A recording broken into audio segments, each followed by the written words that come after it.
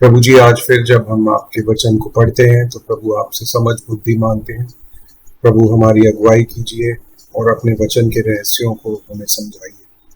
प्रभु इस बात को हमें हमेशा याद रखने में मदद कीजिए कि जैसे आप वचन में दिखाई देते हैं वैसे ही आप आज भी हैं। प्रभु जी, ये प्रार्थना मैं प्रभु यीशु के नाम से मांगता हूँ, आमीन।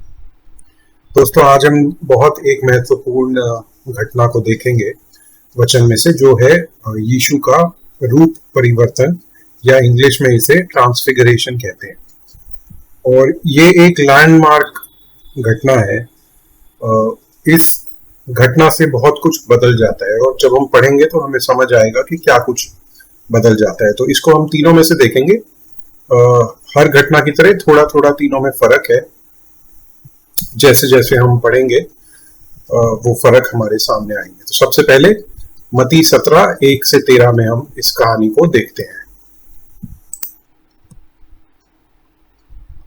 यहाँ पे इस तरह से लिखा है, और प्रभु अपने वचन के पढ़े जाने पर आशीष दें। 6 दिन के बाद यीशु ने पतरस और याकूब और उसके भाई यूहन्ना को साथ लिया और उन्हें एकांत में किसी ऊंचे पहाड़ पर ले गए, और वहां उनके सामने उसका रूपांतरण हुआ, और उसका मुंह सूर्य के समान चमका, और उसका वस्त्र ज्योति के समान उजाला हो गया। और मूसा और एलिया उसके साथ बातें करते हुए उन्हें दिखाई दिए। देखिए, मूसा और एलिया, ये कहानी मैंने भी बहुत बार पढ़ी थी, पर मेरा इस विषय में ध्यान नहीं गया था कि मूसा और एलिया का क्या महत्व है। यहूदियों के लिए मूसा जो है वो व्यवस्था है, और एलिया जो है वो भविष्यवक्ता है। तो मूसा का यहाँ पे आना यह दर्शाता है कि जो व्यवस्था है वो प्रभु यीशु के सामने है, और एलिया का यहाँ होना भविष्यवक्ताओं को दर्शाता है। जो पुराने नियम में व्यवस्था का काम था और भविष्यवक्ताओं का काम था, एक तरह से जो उनका रोल था, वो यहाँ पे प्रभु के सामने उनसे मिल रहे हैं। तो एक तरह से व्यवस्था, भविष्यवक्ताओं और प्रभु यीशु मसीह का यहाँ पे मिलना हो रहा है। इस पर पतरस ने यीशु से कहा, हे प्रभु, हमारा यहाँ रहना अच्छा है। यदि तेरी इच्छा हो तो मैं यहाँ 3 तंबू बनाऊं।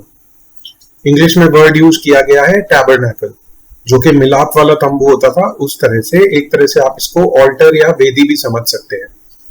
और पुराने नियम में हम देखते हैं, जब भी किसी को परमेश्वर का दर्शन होता था या कोई बहुत बड़ी बात उसके साथ होती थी जो कि आश्चर्यचकित कर देती थी उसे, और आश्चर्य कर्म होता था, तो वो वहां पे वेदी बना देता था, और उस वेदी का कुछ नाम भी देता था पुराने नियम में। ऐसा हम बहुत बार देखते हैं। तो पतरस यही कह रहा है कि हम यहाँ 3 तंबू बनाते हैं, एक तेरे लिए, एक मूसा के लिए और एक एलिया के लिए। मतलब कहीं ना कहीं पतरस के दिमाग में यह चल रहा है कि मूसा, एलिया और प्रभु यीशु मसीह तीनों एक लेवल पे हैं। और इस बात को मतलब ये अंडरस्टैंडेबल है कि एक यहूदी के लिए मूसा और एलिया की क्या उनकी इज्जत थी और क्या उनका महत्व था एक यहूदी के लिए। वो अगर हम हिस्टोरिकली पढ़ें तो वो उनका बहुत महत्व था। ठीक है, तो पतरस जो है वो ये कह रहा है।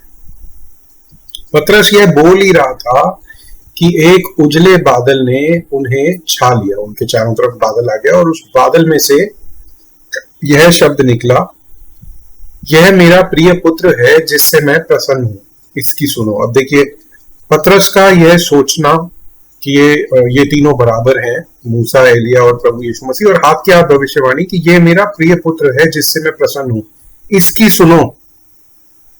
एक तरह से यहाँ पे ये कहा नहीं है, लेकिन आगे थोड़ा सा और इस दिशा में हमें हिंट्स मिलेंगे कि परमेश्वर ये कह रहे हैं कि अब इसकी सुनो।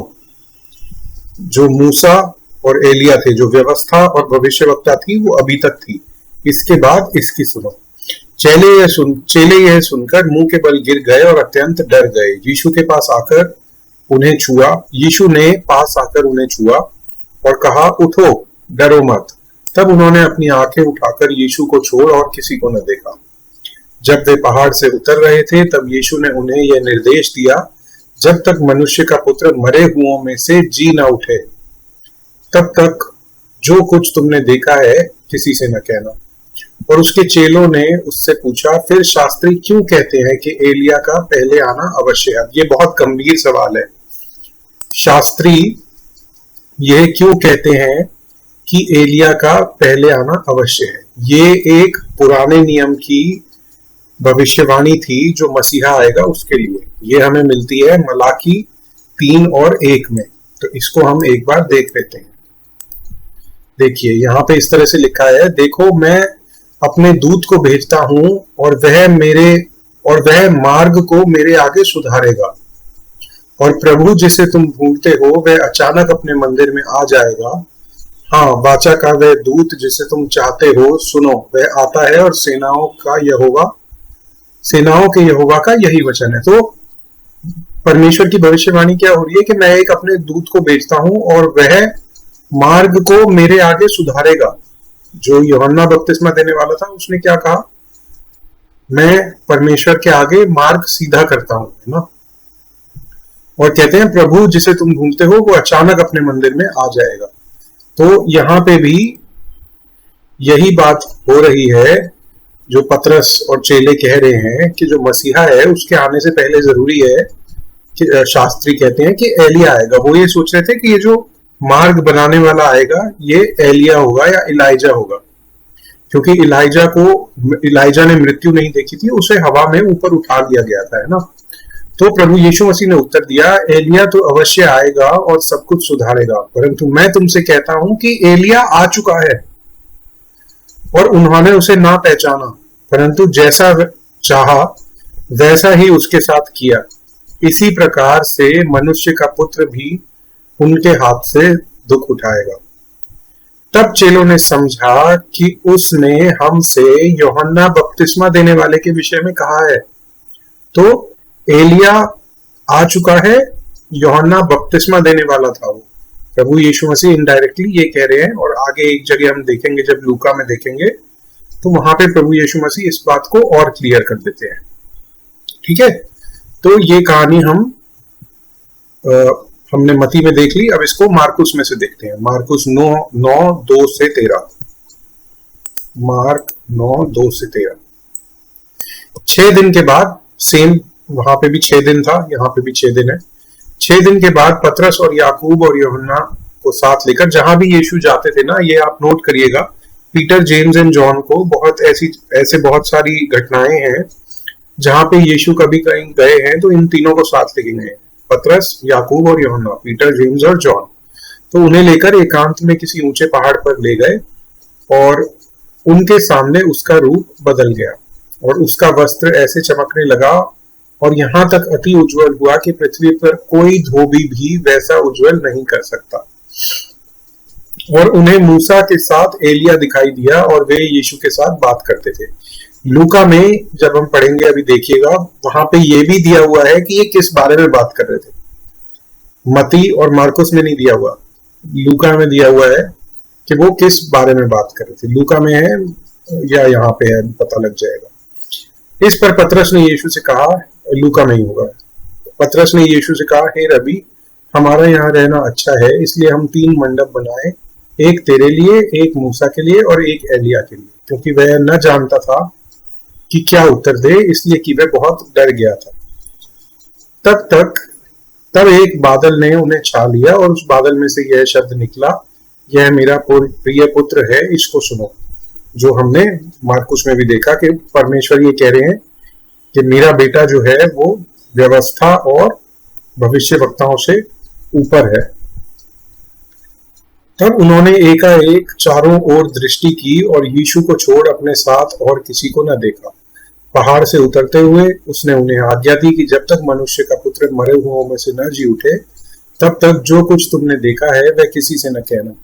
उन्होंने इस बात को स्मरण रखा और आपस में वाद विवाद करने लगे, मरे हुओं में से जी उठने का क्या अर्थ है, ये वो अभी समझ नहीं रहे थे।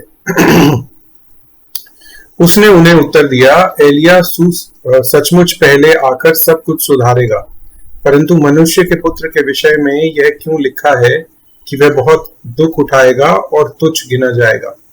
परंतु मैं तुमसे कहता हूं कि एलिया तो आ चुका है और जैसा उसके विषय में लिखा है उन्होंने जो कुछ चाहा उसके साथ किया। फिर से जॉन द बैप्टिस्ट के बारे में ही बात हो रही है क्योंकि उसका सिर अलग करवा दिया था। तो जो कुछ उन्होंने जॉन द बैप्टिस्ट के साथ चाहा वो किया प्रभु यीशु मसीह यहाँ पे ये कह रहे हैं। फिर हम देखते हैं लूक 9:28 से आगे, यहाँ पे हमें कुछ और अलग डिटेल्स मिलेंगी। Look 9:28 the transfiguration. इन बातों के कोई 8 दिन बाद, देखिए मार्कुस और मती में 8 दिन थे और 6 दिन थे, लूका में 8 दिन बाद दिया हुआ है। लेकिन ये हो सकता है कि जब वो बोल रहे हैं किस घटना के 6 दिन बाद और लूका जो बोल रहा है किस घटना के 8 दिन बाद, उन दोनों घटनाओं में फर्क हो। और वैसे भी जो फीडिंग ऑफ 5,000 थी उसके 4,000 थी, फीडिंग ऑफ 4,000, उसके थोड़े दिन मतलब वो लोग 2-3 दिन तक वहां पे थे, ऐसा लिखा हुआ है वहां पे, है ना जब हमने पढ़ा था कल। तो हो सकता है कि 2 दिन का फर्क हो। मैं ये इसलिए बता रहा हूं कि ये वचन में कॉन्ट्रडिक्शन नहीं है कि मार्कुस और मती में 6 दिन के बाद लिखा है और यहाँ पे 8 दिन के बाद लिखा है, ठीक है। दोनों किसी और घटना की बात कर रहे हो सकते हैं, किस घटना के 8 दिन बाद या किस घटना के 6 दिन बाद। वह पतरस, यूहन्ना और याकूब को साथ लेकर प्रार्थना करने के लिए पहाड़ पर गया, और जब वह प्रार्थना कर ही रहा था तो उसके चेहरे का रूप बदल गया और उसका वस्त्र श्वेत होकर चमकने लगा। तब मूसा व्यवस्था और एलिया भविष्यवक्ता, ये 2 पुरुष उसके साथ बातें कर रहे थे। ये महिमा सहित दिखाई दिए और उसके मरने की चर्चा कर रहे थे। देखिए यहाँ पे दोनों में क्या बात हो रही थी, ये कैसे ऐसा हो गया। देखिए, ये महिमा सहित दिखाई दिए और उसके मरने की चर्चा कर रहे थे जो यरूशलेम में होने वाला था। प्रभु यीशु मसीह से मूसा और एलिया क्या बात कर रहे थे, किस टॉपिक पे, किस विषय पे बात हो रही थी, वो भी यहाँ पे दिया हुआ है, लूका ने रिकॉर्ड किया है। पतरस और उसके साथी नींद से भरे थे और जब अच्छी तरह सचेत हुए तो उसकी महिमा और उन 2 पुरुषों को जो उसके साथ खड़े थे देखा। तब वे उसके पास से जाने लगे तो पतरस ने यीशु से कहा, हे स्वामी, हमारा यहाँ रहना भला है कि हम 3 मंडप बनाएं, एक तेरे लिए, एक मूसा के लिए और एक एलिया के लिए। वह जानता न था कि क्या कह रहा है। वह यह कह ही रहा था कि बादल ने आकर उन्हें छा लिया, और जब वे उस बादल से घिरने लगे तो डर गए। और उस बादल में से यह शब्द निकला, यह मेरा पुत्र और मेरा चुना हुआ है, इसकी सुनो। देखिए, वो यहाँ टैबरनैकल बनाना चाह रहा था, तंबू बनाना चाह रहा था, और ये वही तंबू था, मिलाप वाला तंबू, जिसमें पुराने नियम में मूसा के दिनों में परमेश्वर आकर एक बादल में लोगों से बात करते थे। तो यहाँ पे भी परमेश्वर ने आकर बादल में इन लोगों को बोला कि यह मेरा पुत्र है, मेरा चुना हुआ है, इसकी सुनो। ये व्यवस्था से ऊपर है और ये भविष्य वक्ताओं से ऊपर है, क्योंकि मूसा और एलिया उन दोनों से ऊपर है। यह शब्द होते ही यीशु अकेला पाया गया और वे चुप रहे, और जो कुछ देखा था उसकी कोई बात उन दिनों में किसी से ना कही। ठीक है, ये कहानी यहाँ पे है। लेकिन यहाँ पे देखिए, लूका में 16:16 में इसके विषय में एक और डिटेल मिलती है, जैसी कहानी जब हमने पहले देखी। यीशु कहते हैं यहाँ पे कि जब तक यूहन्ना आया तब तक व्यवस्था और भविष्यवक्ता प्रभाव में थे। व्यवस्था और भविष्यवक्ता कब तक प्रभाव में थे? जब तक यूहन्ना आया। उस समय से, किस समय से? यूहन्ना के आने से परमेश्वर के राज्य का सुसमाचार सुनाया जा रहा है और हर कोई उसमें प्रबलता से प्रवेश करता है।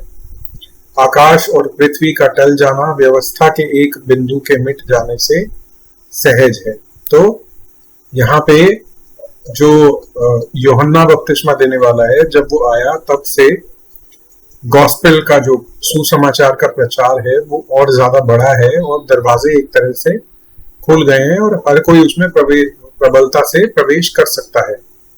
प्रभु ये कहना चाहते हैं। तो ये एक इंपॉर्टेंट डिटेल यहाँ पे मेंशन्ड है, ठीक है, ट्रांसफिगरेशन के बारे में। तो ट्रांसफिगरेशन में हमें क्या रखना है? हमें क्या एक मेन चीज सीखने को मिलती है? पहली तो ये कि यीशु मसीह का ओहदा मूसा और एलिया या किसी भी व्यवस्था या किसी भी भविष्यवक्ता से ऊपर है, परमेश्वर के पुत्र हैं। और दूसरी बात, जो व्यवस्था और भविष्यवक्ताओं का एक तरह से दौर था, जिसे इंग्लिश में कई बार डिस्पेंसेशन भी बोला जाता है, वो यूहन्ना बपतिस्मा देने वाले के आने तक था। ठीक है, तो उसके बाद कुछ चेंज हुआ है, ऐसा हमें ये टेक्स्ट पढ़ के लगता है। डिस्पेंसेशनलिज्म और कवेनेंट थियोलॉजी, इसका कॉन्सेप्ट यहाँ पे थोड़ा सा टच अपॉन होता है यहाँ पे, और उसको मैं अभी नहीं समझाऊंगा, वो मुझे पूरी तरह से अच्छे से खुद भी नहीं समझ आया हुआ है इस हद तक कि मैं आपको अच्छे से समझा सकूं, तो उस पे हम अभी नहीं जाएंगे। लेकिन ये ध्यान रखिए कि जो ट्रांसफिगरेशन था, यहाँ पे ये दो इंपॉर्टेंट पॉइंट है। एक तो यीशु भविष्यवक्ता और व्यवस्था से ऊपर है, और दूसरा जो व्यवस्था और भविष्यवक्ता थे वो यूहन्ना बपतिस्मा देने वाले के आने तक थे, उसके बाद से कुछ बदलाव हुआ है। ठीक है, तो ये घटना हमने देख ली। इसके बाद हम देखते हैं एक दुष्ट आत्मा ग्रस्त लड़के की चंगाई, और ये हम 37 से 43 में देखते हैं। हम लूका में हैं तो लूका से ही शुरू करते हैं। इस बात पे ध्यान मैं भी दे रहा था और आप भी दीजिए कि सुसमाचार कितने चमत्कारों से भरे हुए हैं। तो कोई भी व्यक्ति ये नहीं कह सकता जो कि बाइबल में विश्वास करता है कि चमत्कार बंद हो गए। जो लोग ऐसा सोचते भी हैं, मुझे लगता है वो इसलिए सोचते हैं क्योंकि उन्होंने इतने सारे नकली लोगों को नकली चमत्कारों का दावा करते हुए देखा है कि उनको अब ये लगता है कि असली तो शायद होते ही नहीं, है ना। लेकिन ये गलत है। कोई भी व्यक्ति, मुझे लगता है, जो चारों सुसमाचारों को पढ़े वो यह तो मान ही नहीं सकता कि चमत्कार नहीं होते, क्योंकि आधी कहानी सुसमाचारों में चमत्कारों के ही बारे में है। यहाँ पे इस तरह से लिखा है, और दूसरे दिन जब वे पहाड़ से उतरे तो एक बड़ी भीड़ उससे आ मिली। तब भीड़ में से एक मनुष्य ने चिल्लाकर कहा, हे गुरु, मैं तुझसे विनती करता हूँ। देखिए, बहुत से लोग थे जो लॉर्ड बोलते थे, प्रभु बोलते थे यीशु को, है ना। लेकिन इस व्यक्ति ने क्या एड्रेस किया? कई लोग दाऊद की संतान कह के बुलाते थे। तो इस बात पे भी ध्यान दीजिएगा जब भी आप खुद वचन पढ़ते हैं कि अगर कोई यीशु को पुकार रहा है तो वो किस नाम से पुकार रहा है, उनको कैसे एड्रेस कर रहा है ना। उससे पता लगता था कि उसके मन में क्या है, वो यीशु को क्या सोचता है। तो ये कह रहा है, हे गुरु, मैं तुझसे विनती करता हूं कि मेरे पुत्र पर कृपा दृष्टि कर, क्योंकि वह मेरा इकलौता है। और देख, एक दुष्ट आत्मा उसे पकड़ती है और वह एकाएक चिल्ला उठता है, और वह उसे ऐसा मरोड़ती है कि वह मुंह से फेन भर लेता है, मतलब उसके मुंह में झाग आ जाते हैं, और उसे कुचलकर कठिनाई से छोड़ती है। ये पढ़ने से ऐसा लगता है कि उसे मिर्गी का दौरा या कोई दौरा पड़ता है। अब यहाँ पे ये दिया हुआ है कि एक दुष्ट आत्मा एक बच्चे को दुखी कर रही है और उसे मिर्गी का सा दौरा पड़ रहा है। लेकिन इससे यह निष्कर्ष निकालना कि हर व्यक्ति जिसे मिर्गी का दौरा पड़ता है उसके अंदर दुष्ट आत्मा है, मुझे नहीं लगता कि ये ठीक इंटरप्रिटेशन होगी। तो जब वचन पढ़ते हैं तो इतना इन सब चीजों को भी ध्यान में रखना है कि यहाँ पे उसे पता था, वो खुद बोल रहा है कि एक दुष्ट आत्मा उसे पीड़ित करती है। ठीक है, और वो व्यक्ति कह रहा है, और मैंने तेरे चेलों से विनती की कि उसे निकाले, परंतु वे निकाल न सके। यीशु ने उत्तर दिया, हे अविश्वासी और हठीले लोगों, मैं कब तक तुम्हारे साथ रहूंगा और तुम्हारी सहूंगा, अपने पुत्र को यहाँ ले आ। अब ये अविश्वासी, मुझे लगता है, दोनों को बोला है। उस पिता को भी बोला है क्योंकि वो यीशु को गुरु कह रहा है, और अपने चेलों को भी बोला है क्योंकि शायद उनके विश्वास की कमी के कारण वो नहीं निकल पाए, जो कि यीशु बाद में बोलेंगे भी। वह आ ही रहा था कि दुष्ट आत्मा ने उसे पकड़कर मरोड़ा, परंतु यीशु ने अशुद्ध आत्मा को डांटा और लड़के को अच्छा करके उसके पिता को सौंप दिया। ठीक है, तो यहाँ पे ये कहानी है। फिर हम देखते हैं मरकुस में, मरकुस 9:14 से 29।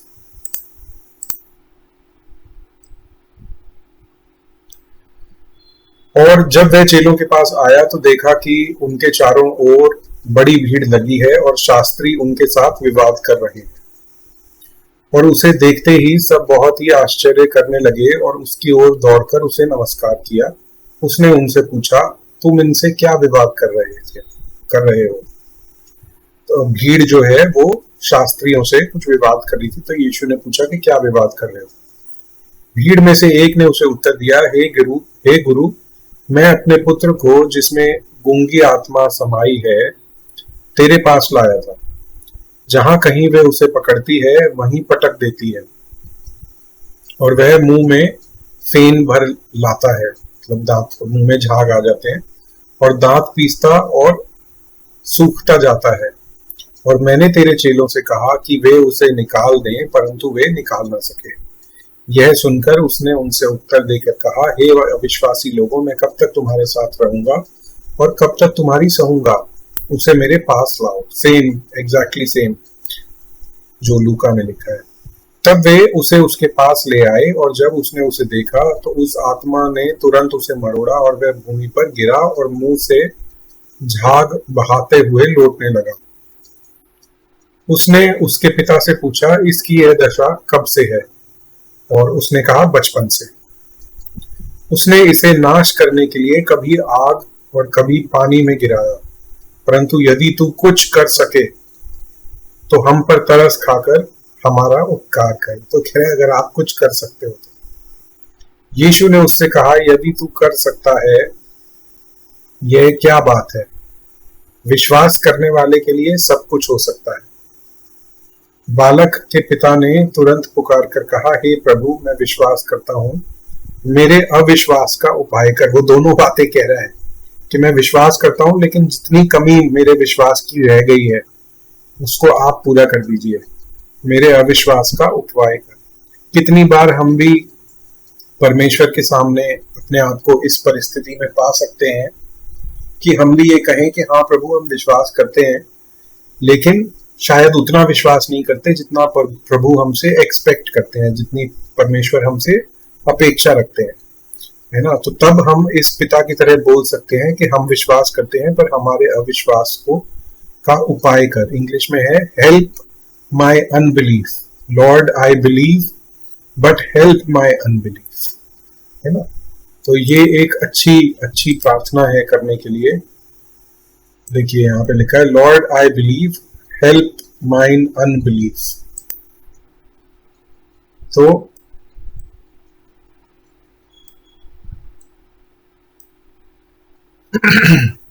जब यीशु ने देखा कि लोग दौड़कर भीड़ लगा रहे हैं तो उसने अशुद्ध आत्मा को यह कहकर डांटा कि हे गूंगी और बहरी आत्मा, ये कहां पे आ गए हम?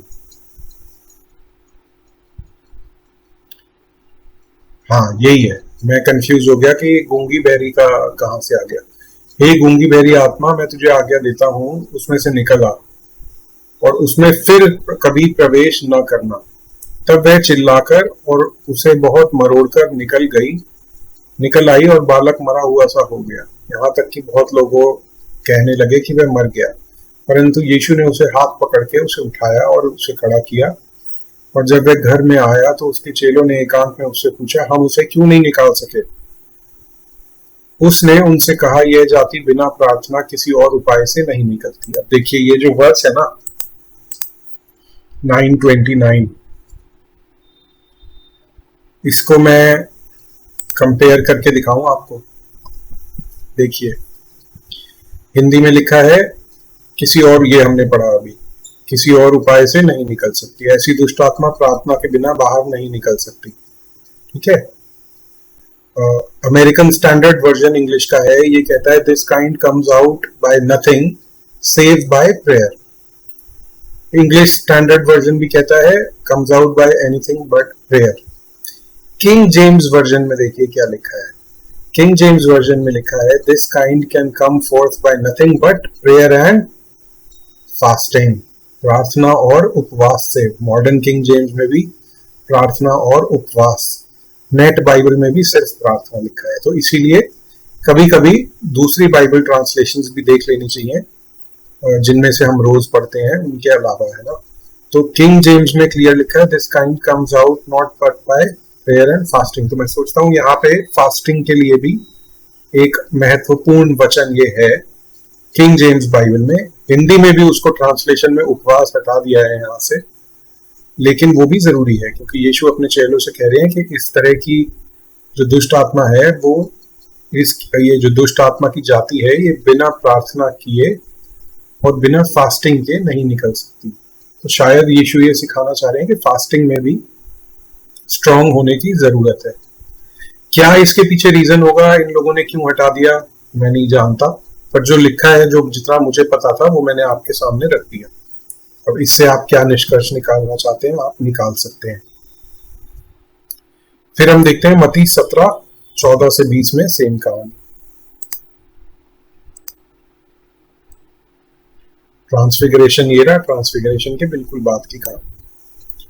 जब वे भीड़ के पास पहुंचे तो एक मनुष्य उसके पास आया और घुटने टेककर कहने लगा, हे प्रभु, यहाँ पे देखिए प्रभु बोलता है, मेरे पुत्र पर दया कर, क्योंकि उसको मिर्गी आती है। अच्छा, यहाँ पे पूरा मिर्गी साफ साफ लिखा है। और वह बहुत दुख उठाता है और बार बार आग में और बार बार पानी में गिर पड़ता है, और मैं उसको तेरे चेलों के पास लाया था पर वे उसे अच्छा नहीं कर सके। यीशु ने उत्तर दिया, हे अविश्वासी और अठीले लोगों, मैं कब तक तुम्हारे साथ रहूंगा, कब तक तुम्हारी सहूंगा, उसे यहाँ मेरे पास ले आओ। तब यीशु ने उसे डांटा और दुष्ट आत्मा उसमें से निकला और लड़का उसी समय अच्छा हो गया। तब चेलों ने एकांत में यीशु के पास आकर कहा, हम इसे क्यों नहीं निकाल सके?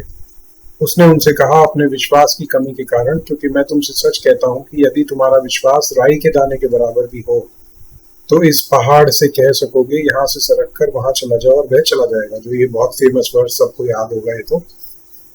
और कोई बात तुम्हारे लिए अनहोनी ना होगी, पर यह जाति बिना प्रार्थना और उपवास के नहीं निकलती। अब यहाँ पे देखिए ब्रैकेट्स में ये दिया हुआ है कि ये जाति बिना प्रार्थना और उपवास के नहीं निकलती, तो यहाँ पे थोड़ा क्लियर हो जाता है।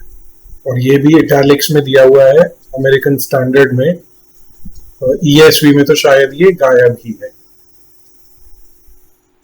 ठीक है, और ESV में हम एक बार देखते हैं 1721 दिया हुआ है या नहीं। देखिए ESV बाइबल में 1720 के बाद सीधा 1722 है, 1721 दिया ही नहीं हुआ। ये आपके पास अगर ESV बाइबल है तो आप उसमें भी चेक कर सकते हैं। लेकिन पॉइंट वही है जो मैं पहले बता रहा था कि प्रार्थना और उपवास ये यहाँ पे यीशु ने बताया है। ठीक है,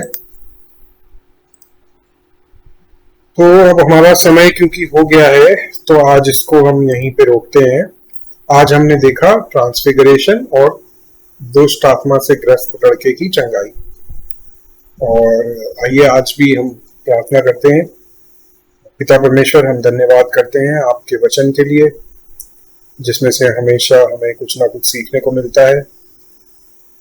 प्रभु, मैं ये जानता हूं कि मैंने ये ट्रांसफिगरेशन वाला पैसेज कितनी बार पढ़ा, लेकिन मुझे ये नहीं पता था कि मूसा व्यवस्था को दर्शाता है और एलिया भविष्यवक्ताओं को दर्शाता है। प्रभु, मैं धन्यवाद करता हूँ आपके परमेश्वर के दासों के लिए, जिनको आपने इतनी विजडम दी और उनको आपने सिखाया और उनसे ये वचन हम तक पहुंचाए।